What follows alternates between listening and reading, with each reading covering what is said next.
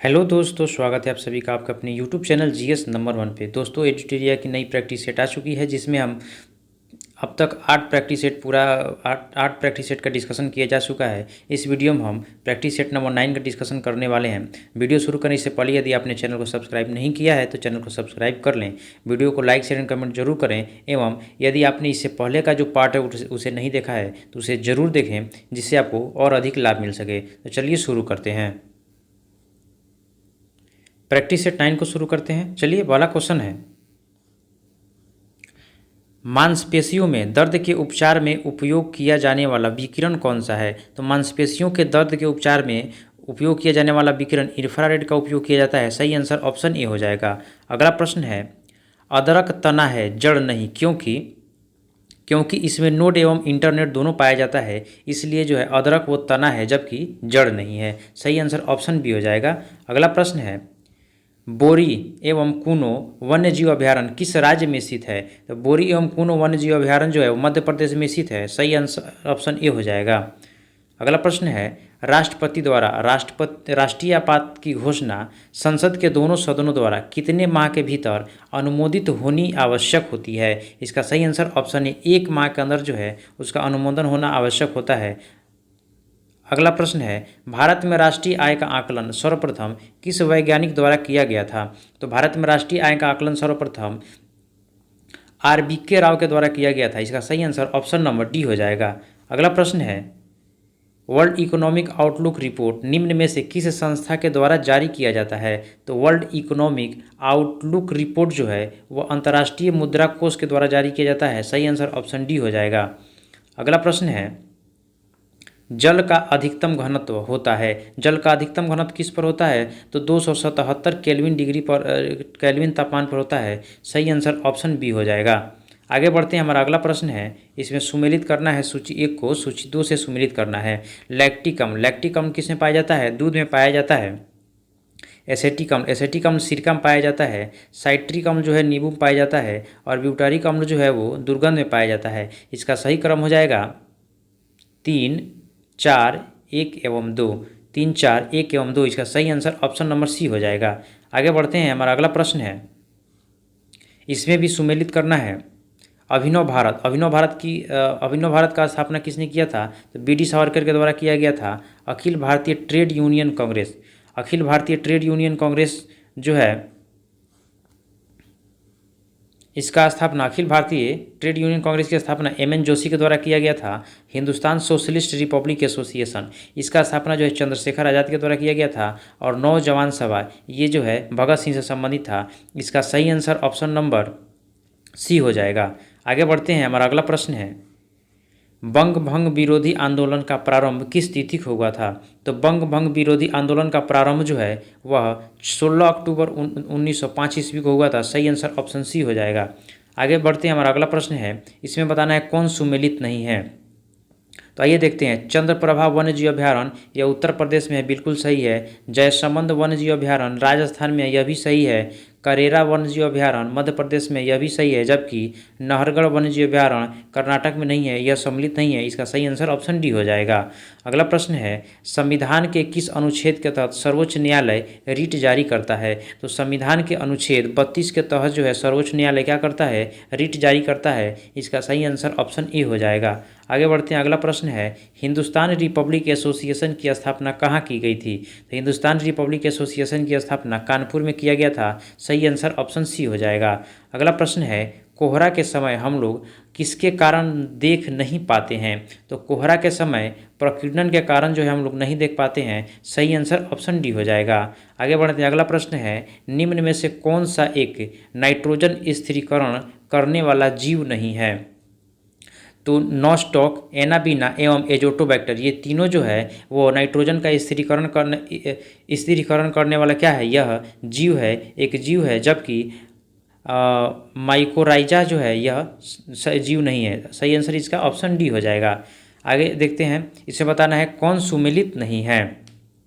तो जजिया कर की समाप्ति 1564 ईस्वी में किया गया था, बिल्कुल सही है। मजहर की घोषणा 1579 में किया गया था, यह भी सही है।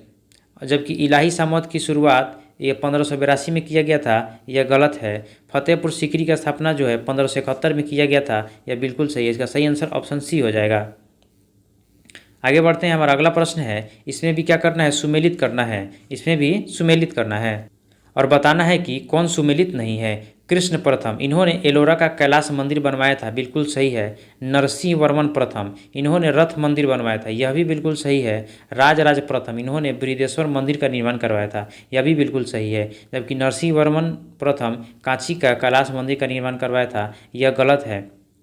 इसका सही आंसर ऑप्शन डी हो जाएगा। आगे बढ़ते हैं, हमारा अगला प्रश्न है, यदि किसी निश्चित समय अवधि में मूल्य और मौद्रिक आय दोगुनी हो जाती है तो वास्तविक आय क्या होगी। तो वास्तविक आय जो है अपरिवर्तित रहेगी। इसका सही आंसर ऑप्शन सी हो जाएगा। अगला प्रश्न है, जिला न्यायाधीश की नियुक्ति कौन करता है। तो जिला न्यायाधीश की नियुक्ति राज्य का राज्यपाल के द्वारा किया जाता है। सही आंसर ऑप्शन सी हो जाएगा। अगला प्रश्न है, पश्चिमी घाट पर पाई जाने वाली वनस्पति का प्रकार है। पश्चिमी घाट पर कैसी वनस्पति पाई जाती है। तो पश्चिमी घाट पर सदाहरित वनस्पति पाई जाती है। सही आंसर ऑप्शन ए हो जाएगा। अगला प्रश्न है, निम्नलिखित में से किस शासक ने वतापी कोंड की उपाधि धारण की थी। वतापी कोंड की उपाधि धारण करने वाला कौन सा शासक था। तो नरसिंह वर्मन जो है प्रथम वतापी कोंड का उपाधि धारण किया था। सही आंसर ऑप्शन डी हो जाएगा। अगला प्रश्न है, 1857 की क्रांति के ठीक बाद कौन सा विद्रोह हुआ था। तो 1857 की क्रांति के ठीक बाद नील विद्रोह हुआ था। सही आंसर ऑप्शन डी हो जाएगा। आगे बढ़ते हैं, हमारा अगला प्रश्न है, निम्न में से कौन से समिति चुनाव सुधार से संबंधित है। कौन सा समिति जो है चुनाव सुधार से संबंधित है। इसका सही आंसर ऑप्शन डी हो जाएगा। 1, 2 और 3। आइए देखते हैं, दिनेश गोस्वामी समिति, इंद्रजीत गुप्ता समिति एवं बोहरा समिति, ये तीनों समितियां जो है चुनाव सुधार से संबंधित हैं। आगे बढ़ते हैं, अगला प्रश्न है, व्यक्ति का भार उस लिफ्ट में अधिक होगा। व्यक्ति का भार उस लिफ्ट में अधिक होगा जब लिफ्ट जो है ऊपर की ओर त्वरित होता है। जब लिफ्ट ऊपर की ओर त्वरित होता है तो वस्तु का भार क्या होता है, अधिक महसूस होता है। सही आंसर ऑप्शन सी हो जाएगा। अगला प्रश्न है, कुछ वंश दिया गया और संस्थापक दिया गया, इसमें बताना है कौन सुमेलित नहीं है। तो मामलिक वंश का संस्थापक कुतुबुद्दीन ऐबक था, बिल्कुल सही है। लोदी वंश का संस्थापक इब्राहिम लोदी इसमें बता रहा है, जबकि इब्राहिम लोदी नहीं होगा। लोदी वंश का संस्थापक कौन होगा, तो बहलोल लोदी होगा। कौन होगा, बहलोल लोदी होगा। यही गलत है। इसका सही आंसर ऑप्शन बी हो जाएगा। जबकि सैयद वंश का संस्थापक खिज्र खां था एवं खिलजी वंश का संस्थापक जो है वो जलालुद्दीन खिलजी था। आगे बढ़ते हैं, हमारा अगला प्रश्न है, तुजुक ए बाबरी का फारसी में अनुवाद किसने किया था। तो तुजुक ए बाबरी का फारसी में अनुवाद अब्दुल रहीम खान के द्वारा किया गया था। सही आंसर ऑप्शन सी हो जाएगा। आगे बढ़ते हैं, हमारा अगला प्रश्न है, निम्न में कौन क्षोभ मंडल के संबंध में सही नहीं है। तो हमको सही नहीं है बताना है। तो आइए देखते हैं, इसमें ऊंचाई बढ़ने के साथ तापमान कम होता है, बिल्कुल सही है। क्षोभ मंडल की ऊंचाई ग्रीष्म काल में बढ़ जाती है, यह भी बिल्कुल क्या है, सही है। क्षोभ मंडल में मौसम संबंधी कोई भी घटनाएं नहीं होती है, गलत है। जबकि मौसम संबंधी सभी घटनाएं किस में होती है, क्षोभ मंडल में होती है। इसका सही आंसर ऑप्शन सी हो जाएगा। क्षोभ मंडल की ऊपरी सीमा को ट्रोपोपॉज कहते हैं, यह भी बिल्कुल सही है। आगे बढ़ते हैं, अगला प्रश्न है, समवेग का मात्रक है। समवेग का मात्रक क्या है। तो समवेग का मात्रक होता है किलोग्राम मीटर प्रति सेकंड होता है। सही आंसर ऑप्शन ए हो जाएगा। अगला प्रश्न है, 42वें संविधान संशोधन अधिनियम 1976 द्वारा भारतीय संविधान की प्रस्तावना में किन नए शब्दों को जोड़ा गया था। तो 42वां संविधान संशोधन द्वारा 1976 ईस्वी में भारतीय संविधान में समाजवादी, पंथ निरपेक्ष और अखंडता शब्द को जोड़ा गया था। इसका सही आंसर 1, 2 एवं 3 हो जाएगा। आगे बढ़ते हैं, अगला प्रश्न है, भगत सिंह एवं बटुकेश्वर दत्त ने केंद्रीय विधान परिषद में किसके विरोध में बम फेंका था। तो वो ट्रेड डिस्प्यूट बिल एवं पब्लिक सेफ्टी बिल, इन दोनों के विरुद्ध में जो है उन्होंने बम फेंका था। सही answer A and B option number D हो जाएगा। अगला प्रश्न है, जास्कर श्रेणी किस हिमालय में स्थित है। तो जास्कर श्रेणी जो है वो ट्रांस हिमालय में स्थित है। सही आंसर ऑप्शन बी हो जाएगा। अगला प्रश्न है, दहसाल बंदोबस्त निम्न में से किसके दिमाग की उपज थी।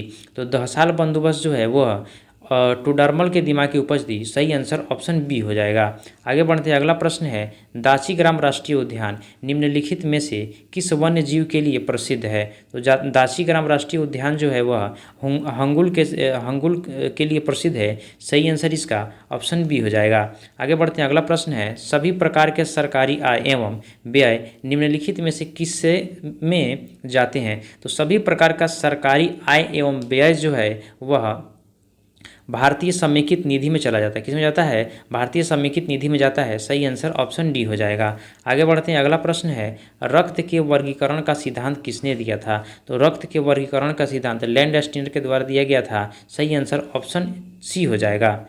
आगे बढ़ते हैं, अगला प्रश्न है किसी प्रिज्म से गुजरने पर कौन से रंग का प्रकाश किरण सबसे अधिक अपरिवर्तित होता है? तो जो लाल रंग का प्रकाश होता है वह सबसे अधिक अपरिवर्तित होता है।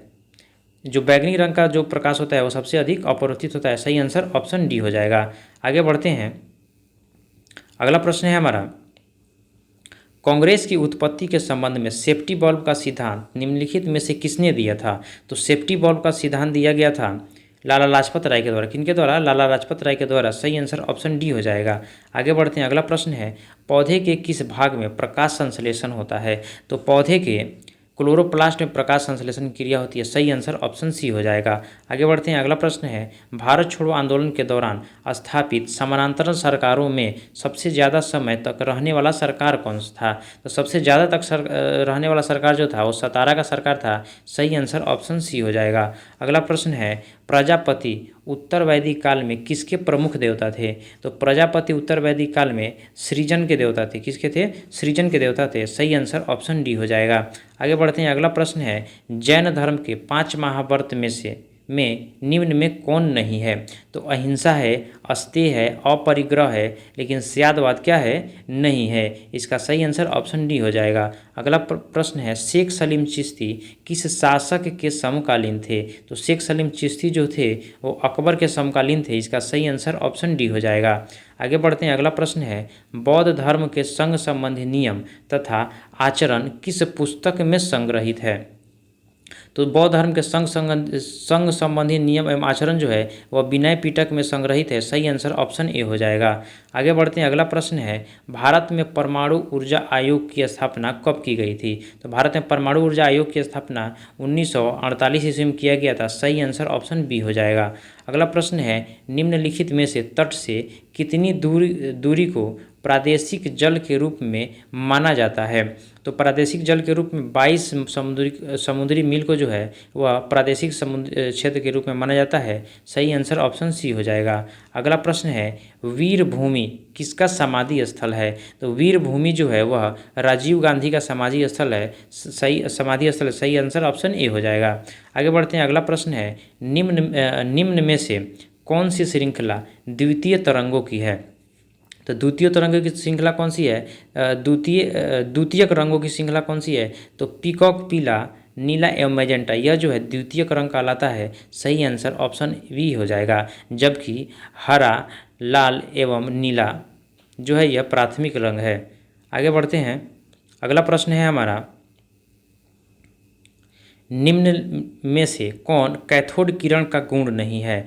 तो कैथोड किरण का गुण जो है उसकी वेधन क्षमता उच्च होती है, यह इसका गुण नहीं है। इसका सही आंसर ऑप्शन सी हो जाएगा। जबकि यह कैथोड किरण को अदृश्य होती है, यह फोटोग्राफी प्लेट को प्रभावित करती है और इसका वेग जो है प्रकाश के वेग का 1/10 गुना होता है। आगे बढ़ते हैं, अगला प्रश्न है हमारा राष्ट्रीय आपात की उद्घोषणा राष्ट्रपति कर सकता है? तो राष्ट्रीय आपात की उद्घोषणा राष्ट्रपति जो है मंत्रिमंडल के लिखित सलाह के आधार पर कर सकता है। सही आंसर ऑप्शन डी हो जाएगा। आगे बढ़ते हैं, हमारा अगला प्रश्न है राष्ट्रपति के संवैधानिक स्थिति के बारे में कौन सा कथन सही है?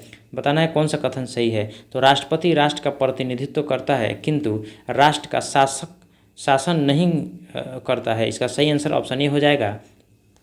आइए कुछ स्मरणीय तथ्य दिया गया है उसको हम लोग देखते हैं। गुप्त वंश का संस्थापक कौन था? तो गुप्त वंश के संस्थापक श्रीगुप्त थे। गुप्त वंश का प्रथम महान सम्राट कौन था? तो गुप्त वंश का प्रथम महान सम्राट जो है वो चंद्रगुप्त प्रथम था। और चंद्रगुप्त प्रथम ने ही महाराजा धीराज की उपाधि धारण की थी। और गुप्त साम्राज्य की शुरुआत भी किसने किया था? चंद्रगुप्त प्रथम ने ही किया था। आगे बढ़ते हैं, अगला पॉइंट है चंद्रगुप्त प्रथम का उत्तराधिकारी कौन हुआ? तो चंद्रगुप्त प्रथम का उत्तराधिकारी समुद्रगुप्त हुआ और समुद्रगुप्त को भारत का नेपोलियन कहा जाता है तथा उसे कविराज भी कहा जाता है। और समुद्रगुप्त ने परम भागवत की उपाधि धारण की थी और इसके दरबार में प्रसिद्ध कवि हरिसेन रहते थे जिन्होंने प्रज्ञा प्रशस्ति भी लिखा था। आगे पढ़ते हैं, अगला पॉइंट है समुद्रगुप्त का उत्तराधिकारी चंद्रगुप्त द्वितीय हुआ। समुद्रगुप्त का उत्तराधिकारी कौन हुआ? चंद्रगुप्त द्वितीय हुआ। और चंद्रगुप्त द्वितीय के शासनकाल में जो है वो फैयान कहाँ आया था? फैयान भारत आया था। चंद्रगुप्त द्वितीय के शासनकाल में कालिदास, धन्वंतरि, वरामिहिर जैसे विद्वान रहते थे।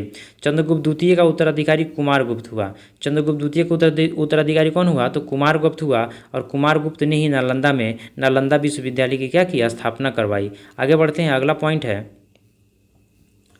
प्रसिद्ध सुदर्शन झील का पुनरुद्धार किसने कराया था? तो प्रसिद्ध सुदर्शन झील का पुनरुद्धार जो स्कंदगुप्त के द्वारा कराया गया था। और अंतिम गुप्त शासक का नाम क्या था? तो अंतिम गुप्त शासक विष्णुगुप्त थे। यह सेट यहीं पर समाप्त होता है। इसके आगे की वीडियो में लाया जाएगा।